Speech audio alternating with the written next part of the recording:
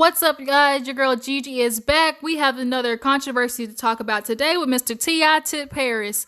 Apparently, he did a podcast where he talked about his daughter's virginity, and it's causing a lot of stir up on the internet. And also, today we'll be talking about B2K, what drama is going on between them. Stay tuned to find out. What's up, you guys? Good morning. Welcome to another episode of Daily Squeeze. This is your girl Gigi. You know what it is. We gotta talk about the juice that's all over the internet. If this is your first time tuning into an episode of Daily Squeeze, basically this is my way of putting my little 2 cents in, my opinion, because you know this is a free country and all, to talk about anything that goes viral on your internet, pop culture, celebrity news, whatnot. Basically, your girl goes on the internet, scours for the juice to come back and tell you guys the juice so we can talk about the juice.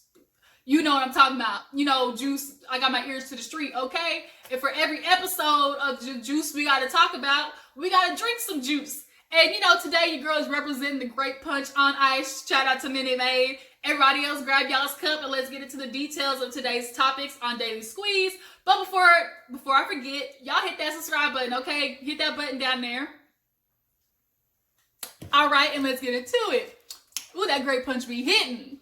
All right, you guys. So first up today, we got to talk about Mr. T.I. Tip Harris. Where do I begin with this? Like, I grew up with strict parents, but like this shit is batshit crazy. Like, you need to expeditiously call Iyanla and get your damn head fixed, my nigga, because what the fuck? If you haven't heard, T.I. did this podcast. He was talking about his kids. And, somehow they got on the topic of, his daughter. And he started talking about a story of how he started checking his daughter's hymen. Now, if you haven't been to goddamn school yet, we all know the hymen is basically what we all, heard growing up. Oh, your cherry got popped. That, basically is, the hood dialect way of saying it, but basically the scientifics of it is it's like a muscle, whatever membrane that's in your vaginal area, and it tears when, upon pressure or insertion and whatnot. So he feels like he wants to tell this story of when his daughter, ever since she was 16, he started taking her to the gynecologist to check if her hymen was still intact. And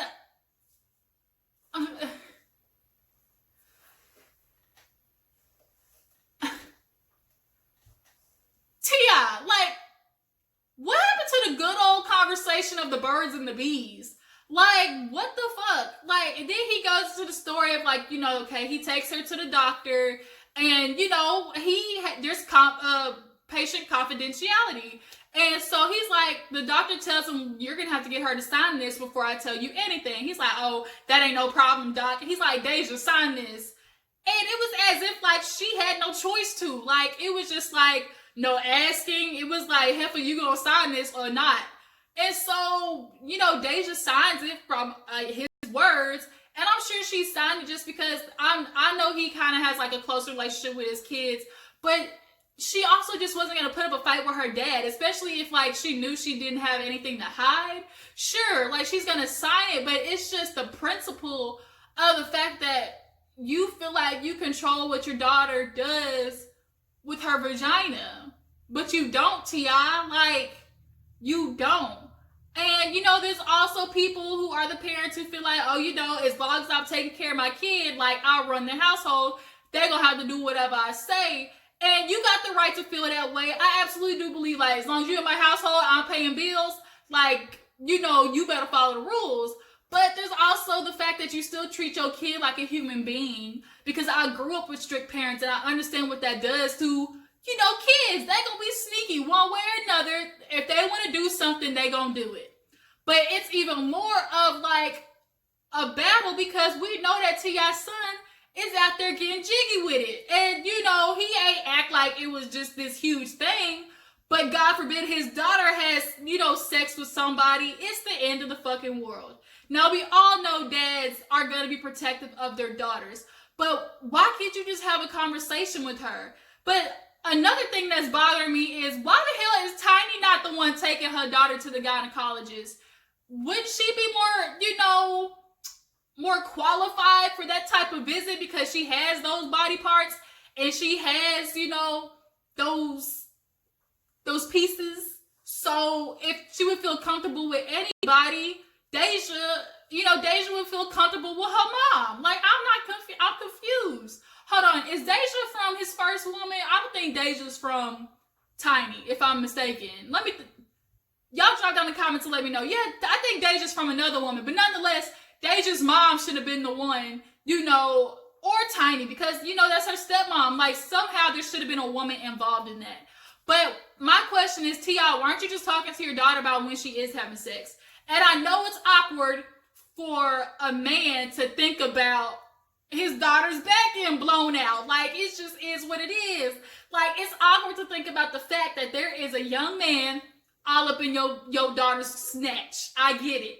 But at the end of the day, T.I., you're only this hard on her because you're trying to keep her from a man like you. From a man like you, T.I. A man like you. Because you ain't been the model citizen of what a man should, you know, supposed to be and how to treat a woman. But instead of, you know, showing your daughter, you know, what to look out for and, you know, the type of man she should be looking for, the qualities, you know, this is the type of man you only offer your body up to. Like, instead of that, like, you're treating her like she's a damn prisoner. Like, what? So then we also need to talk about your sons. Why your sons not getting the birds and the bees conversations? Like, we all the time see the double standard. I get it because I grew up with brothers. Like, and I'm a middle child. So, like, my sister who's older than me, who went through a rebellious stage, who snuck out, brought boys to the house, like, places she wasn't supposed to be. You know who got the brunt of that? Moi. So now my mom's on my ass case asking me where the hell I been, knowing god dang well I was at basketball practice, wasn't doing no goddamn thing. But she had to be hard on me because it's just like, I'm not going to have you be out here fast in the streets. But it's just like, y'all got to start treating your kids like the person they're going to be, which is young adults. Like, have that conversation with them. She's 18 now, like T.I., like 18, like, she's graduated in college, got her own money, so it ain't like there's gonna be a boy who can come along and be like, girl, I can do this for you, I can show you the world, like, because you've already done that for her. And luckily enough, you have those, you know, means to do that, but you need to be like, look, Deja, if you are gonna have sex, like, don't let it just be some old, you know, punk nigga. Like, make sure it's a boy who's worthy of it, if anything. And then with your sons, you need to make sure they asses is out there wrapping it up, because I can tell King is gonna be trouble. Cause I watched the last season. King is gonna be some hella trouble. That boy's gonna fuck anything walking with a hole in it, okay? So, if anything, you need to be talking to him, T.I. But now it's this huge discussion. If T.I. was out of bounds, he absolutely is out of bounds for me. Like, bruh, you need check. Go get Iyanla ASAP, because you need help, because the fact that it's just like that toxic, just like masculinity of like, you know, I can do this because I'm a man and like I'm your daddy, like, girl, you gonna listen to me. Like, what happens when she does have sex and then, oh, you go with her to get it checked and it ain't there no more? What you gonna do then? You can't whoop her. She out the house, she got her own money, she in college. Like, what the fuck you gonna do, T.I.? And what had you done if she had been having sex at 16? Were you just gonna ground her and banish her to the top of the tower like Cinderella? Like, what the hell, T.I.? Like, you really need to get your playbook changed, okay? Y'all drop down in the comments, tell me what you think about the story with T.I. checking his daughter's hymen. Another thing too is, you know, your sons and who they're gonna become is the type of dudes that you want your daughter to avoid. Like, I knew growing up like, my dad used to tell me this all the time, like, oh, you know, I know those moves, you know, he in the car with you, don't let him be playing slow jams, and don't let him whisper sweet nothings into your ear. But then 2 weeks later, I hear him telling my brothers, hey, yeah, this is the song you need to put on, like, when you want to set the mood, or like when you're trying to, you know, show out for a girl, this is what you do. But hold on, wait a minute. Like, you just told me this is what I need to avoid. Like, it was so ass backwards the way I grew up. Like, in that double standard, it's never going to go away. But you just have to raise your kids up to be, you know, responsible, and make sure they're always going to be protecting themselves and that they're educated, point blank, period. Like, going to the doctor with her T.I. ain't going to change nothing. And I know it's awkward as a dad to think about your daughter's back getting blown out. I get it. I understand. That has to be awkward as hell to know that a boy is going to be doing some things to your daughter. Like, no man wants to think about their daughter like that. But, you know, you can be okay with your son, you know, the thought of your son, you know, getting all up in somebody's puss. So, you know, maybe T.I., you need to fix the way you're thinking. And I guarantee T.I. ain't gonna think he's wrong. I do know that. Because T.I. is a headstrong man and he's getting all this backlash. But I guarantee he's gonna double down and say what the fuck. He'd be like, I said what I said, because T.I. ain't never wrong. I watch that man. He ain't never wrong. He feel like he always right. He the smart, you know, hood prolific nigga, and he can't never do no wrong. But T.I., I'm sorry. In this case, you are hella wrong.